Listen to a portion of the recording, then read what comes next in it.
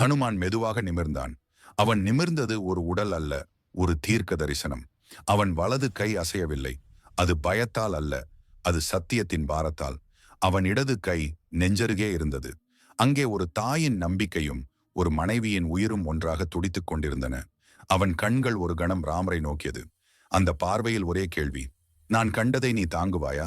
மெதுவாக, மிக மெதுவாக, உலகமே அவன் உள்ளங்கையின் அசைவுக்காக மூச்சை பிடித்தது. உள்ளங்கை திறந்தது.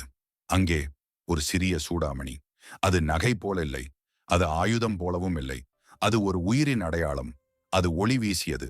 ஆனால் அந்த ஒளி சூரியனிலிருந்து இல்லை. அது அசோகவனத்தின் இரவுகளிலிருந்து, கண்ணீரால் நனைந்த பிரார்த்தனைகளிலிருந்து. அது சீதையிலிருந்து. ராமர் அதை பார்த்த நொடி உலகம் நின்றது. மரங்கள் அசையவில்லை, காற்று நகரவில்லை, காலம் கூட ஒரு நொடிக்கு நின்றது. அவரது மூச்சு அவரை மறந்தது. அந்த நகையை தொட முயன்றார். வில்லை கிழித்த கை இப்போது நடுங்கியது. அந்த நடுக்கம் பலவீனம் அல்ல, அது காதல். இது என் சீதையின். வார்த்தை முழுமையாக வரவில்லை. ஏனெனில் அந்த நகை வார்த்தைகளை விட அதிகமாக சொன்னது. கண்ணீர் முதலில் வந்தது. அது அரசரின் கண்ணீர் அல்ல, அது கணவரின் கண்ணீர். கதையின் அடுத்த அத்தியாயத்தை பார்க்க சப்ஸ்கிரைப் செய்யுங்கள். தொடர்ந்து எங்களுடன் இணைந்திருங்கள். அடுத்த அத்தியாயத்தில் சந்திப்போம்.